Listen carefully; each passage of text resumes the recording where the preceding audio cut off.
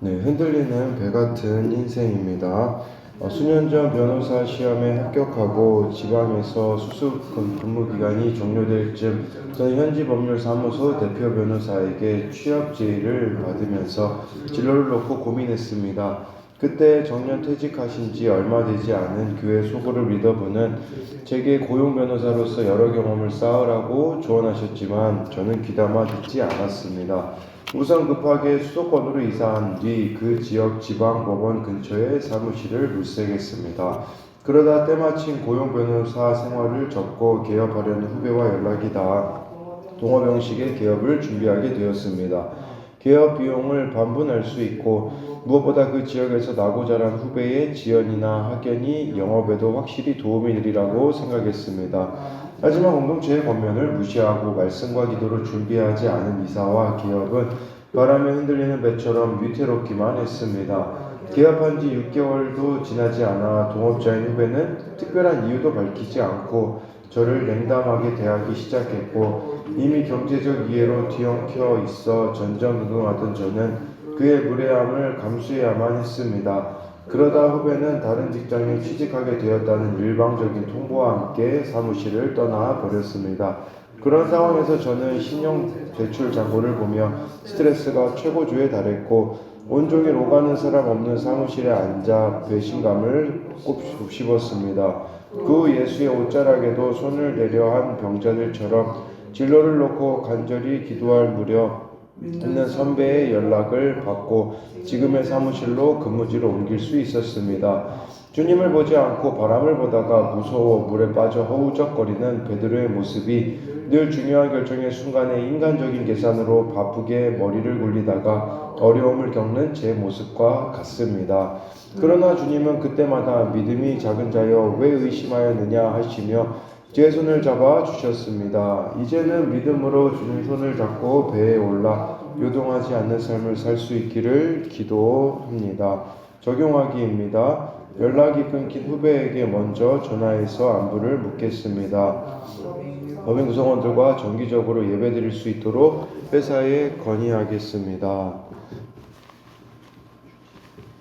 네, 여기 나와 있는 이 변호사 시험에 합격하여 취업 제의 받으면 진로 고민했을 때 그때 이제 공동체의 권면을 무시하고 말씀과 기도로 준비하지 않은 이사와 개업으로 인해서 6개월도 지나지 않아 동업자 후배는 냉담하게 대하기 시작했고 그가 다른 직장에 이렇게 또 취직되어 했다는 일방적인 통보와 함께 사무실을 떠나 버렸다라는 것을 이렇게 말해주면서 정말 이 공동체의 권면 또 말씀과 기도가 없었을 때에 흔들리는 사건들이 또 있었다라고 하잖아요. 주님을 보지 않고 바람 보다가 무서워 물에 빠져 허우적거리는 베드로의 모습이 인간적으로 계산하러 바쁘게 머리 굴리다가 어려움을 겪는 자신의 모습과 같았다라고 이렇게 또 말해주고 있습니다.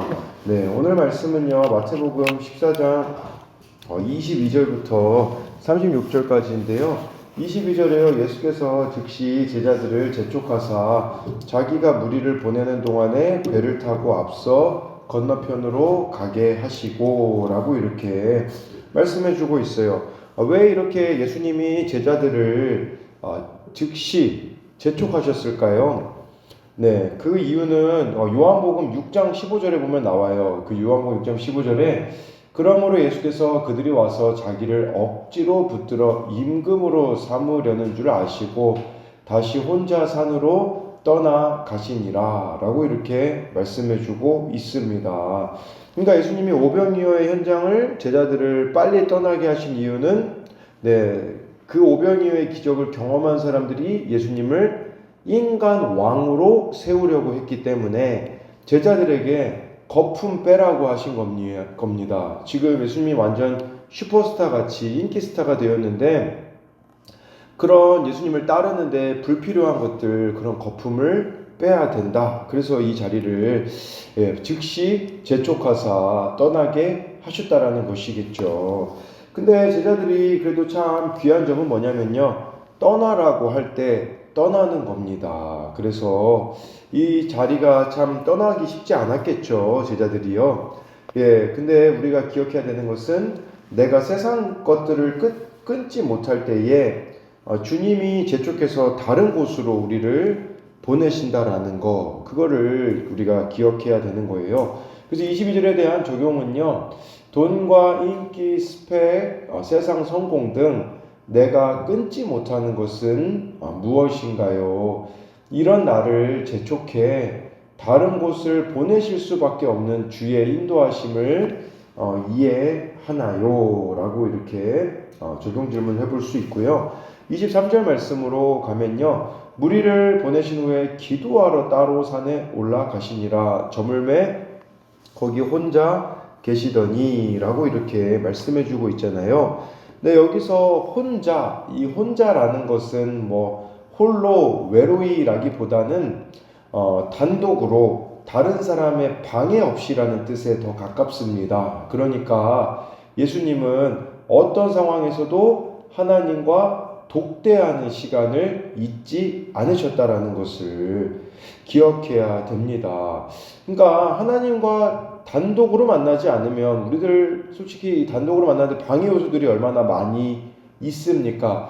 주님과 단독으로 만나는 이 시간들이 없기 때문에 우리들은 흔들릴 수밖에 없음을 기억해야 된다라는 것이에요. 그리고 점점 이제 십자가 지실 날이 가까이 오거든요. 왜냐하면 세례 요한도 순교하였고 이제 고난과 죽음을 외면하지 않고 잘 순종할 수 있기를 위해서 예수님은 기도하셨다라는 것이에요. 그러니까 저는 이 모습이 참 중요하다라고 생각을 하는 게 예수님이 오병이어 기적으로 남자만 5천 명이니까 적어도 15,000명에서 2만 명을 먹이신 거라고 볼 수 있거든요.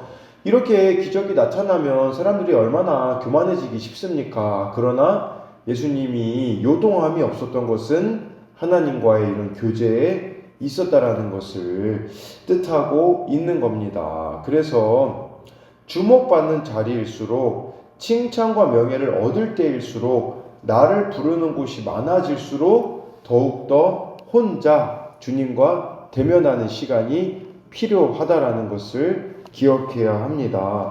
그래서 그 분당 우리교회 이찬수 목사님은 이 하나님과 대면하는 시간을 복어의 독 빼는 시간이다. 그렇게 이야기를 하시거든요. 복어 그냥 먹으면 죽습니다. 그 안에 독을 빼내는 거. 그게 하나님과의 교제라고 했어요. 무슨 말이겠습니까? 우리 안에도 얼마나 많은 독들, 죄악들이 쌓입니까? 주님과 대면하지 않고서는 해결되어지지 않는다라는 것을 기억해야 되는 것이죠. 그래서 23절에 대한 적용 질문은요. 나는 혼자 있을 때 누구인가요? 네. 혼자서 하나님과 교제하며 살아가고 있나요? 이 혼자 있을 때 누구냐라는 것은 하나님을 의식하면서 내가 살아가고 있는지를 지금 묻고 있는 겁니다. 네. 그리고 하나님과 혼자 교제하는 시간을 또 따로 가지고 있는지 요것도 생각해 봐야 되겠고요. 24절, 25절에요. 배가 이미 육지에서 술이나 떠나 바람이 거스름으로 물결로 말미암아 고난을 당하더라. 25절에 밤 사경에 예수께서 바다 위로 걸어서 제자들에게 오시니 라고 해서요. 배가 지금 가고 있는데 술이나 떠나 있습니다. 그런데 바람이 거스름으로 물결로 고난을 당하고 있어요. 근데 예수님이 언제 그 제자들에게 찾아오시냐? 밤 사경입니다. 밤 사경은요, 새벽 3시부터 6시까지를 가리키는 겁니다. 그래서 이 시간은 두려움의 시간이지만 하나님이 택하신 백성을 돕기 위해 개입하시는 때라는 것을 기억해야 된다라는 것이겠죠. 그리고 예수님이 지금 바다 위로 걸어서 오셨다. 이것도 의미가 커요. 왜냐하면 이 바다라는 것은요, 이게 어떻게 보면 혼돈, 혼란, 막 이렇게 대적, 이런 의미를 구약 성경에도 보면 갖고 있거든요. 근데 그 바다 위를 예수님께서 걸으셨다라는 것은 무슨 말이겠습니까?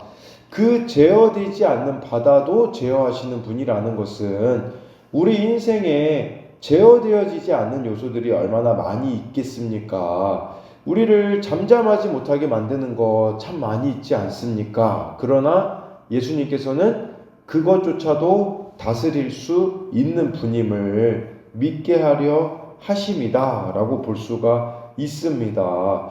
제자들의 힘으로는요, 바다의 파도 극복할 수 없습니다. 그러나 예수님만이 이 위기에서 제자들을 구하실 수가 있는 것이겠죠.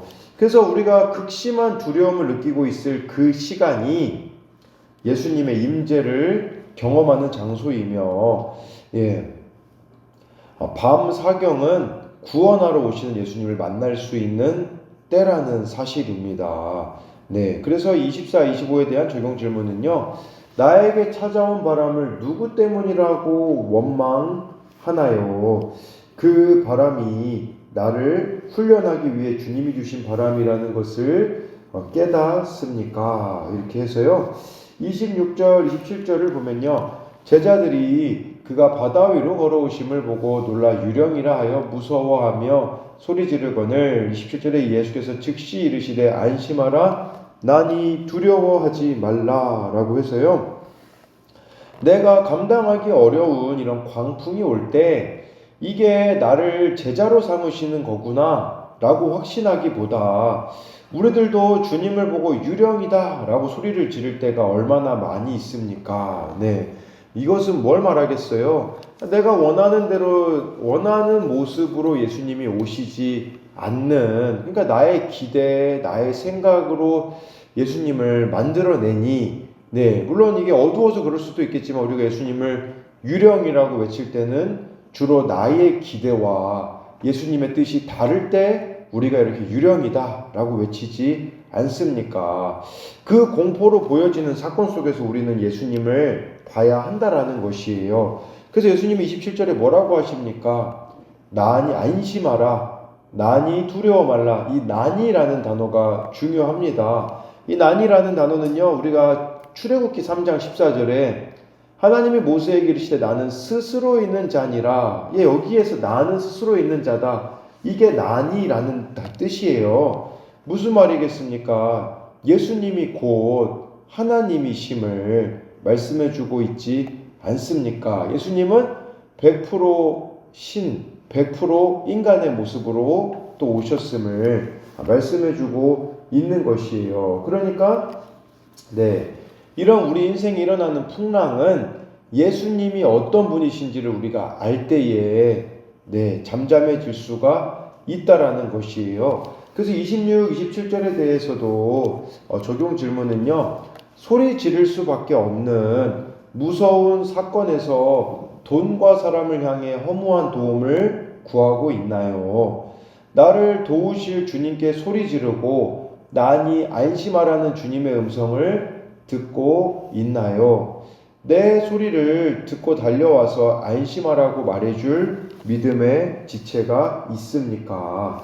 28절부터 30절까지 보면요, 베드로가 대답하여 이르되 주여 만일 주님이시거든 나를 명하사 물 위로 오라 하소서 하니 29절에 오라 하시니 베드로가 배에서 내려 물 위로 걸어 예수께로 가되 30절에 바람을 보고 무서워 빠져가는지라 소리질러 이르되 주여 나를 구원하소서 하니 라고 해서요, 베드로가 자기도 이 물 위에 걸을 수 있게 해달라 라고 하거든요.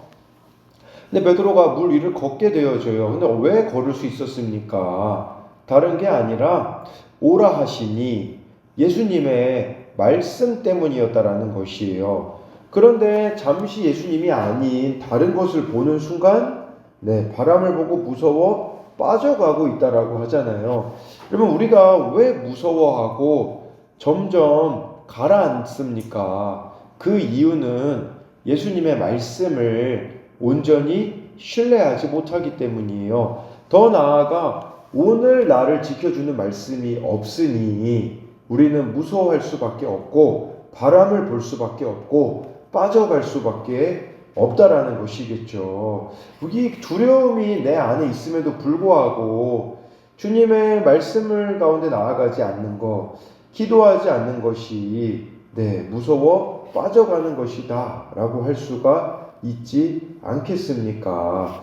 그래서 우리가 실패해서 물에 빠질 때 베드로가 소리 질러 이르되 주여 나를 구원하소서 외쳤듯이 구원을 외칠 대상은 예수님밖에 없음을 기억해야 한다라는 것이겠죠. 그래서 이 28절부터 30절에 대한 적용 질문으로는요, 나는 위기의 순간에 환경을 바라보나요? 예수님을 바라보나요? 이해되지 않는 사건 앞에서 예수님께 즉시 손을 내밀고 있습니까? 31절 보니까요, 예수께서 즉시 손을 내밀어 그를 붙잡으시며 이르시되 믿음이 작은 자여 왜 의심하였느냐 하시고 라고 해서요, 믿음이 작은 자여 왜 의심하였냐 라고 이렇게 하셨는데요. 이 의심이라는 것은요, 예수님을 향한 신뢰가 갈라졌기 때문에 생겼다라는 것을 뜻하고 있는 것이고, 믿음이 없는 자가 아니라 작은 자라는 것은 뭘 말하겠습니까? 그럼에도 불구하고 예수님을 지속적으로 따라갈 때에 이 믿음은 자랄 수 있음을 뜻하는 것이겠죠. 또 여기 31절에 손을 내밀어 라는 이 단어가 있잖아요. 출애굽기 7장 5절에도 내가 내 손을 애굽위에 펴서 라는 이것과 일맥상통한다라고 볼 수 있는데, 손을 뻗어 구원하시는 이런 예수님의 모습이 하나님이 노예로 살던 이스라엘을 구원하실 때 사용한 표현과 같다라는 것이겠죠. 그러니까 우리를 구원하실 수 있는 분은 예수님밖에 없다라는 것이에요. 근데 우리가 기억해야 되는 것은 우리는 믿음이 작은 자라는 사실입니다. 이게 무슨 말이겠어요? 예배 드릴 때는 다 할 수 있을 것 같아요. 그러나 실제 삶으로 돌아가면 다시 원래 모습으로 가려는 것이 우리들의 모습이 아니겠습니까? 예수님만 바라보는 게 훈련이 되어지지 않은 게 바로 믿음이 작은 우리의 모습으로 나타날 수 있다는 것이에요. 도무지 예수님께 올인을 못하기 때문에 해결되지 않는 문제들 투성이라고 볼 수 있다라는 것이에요.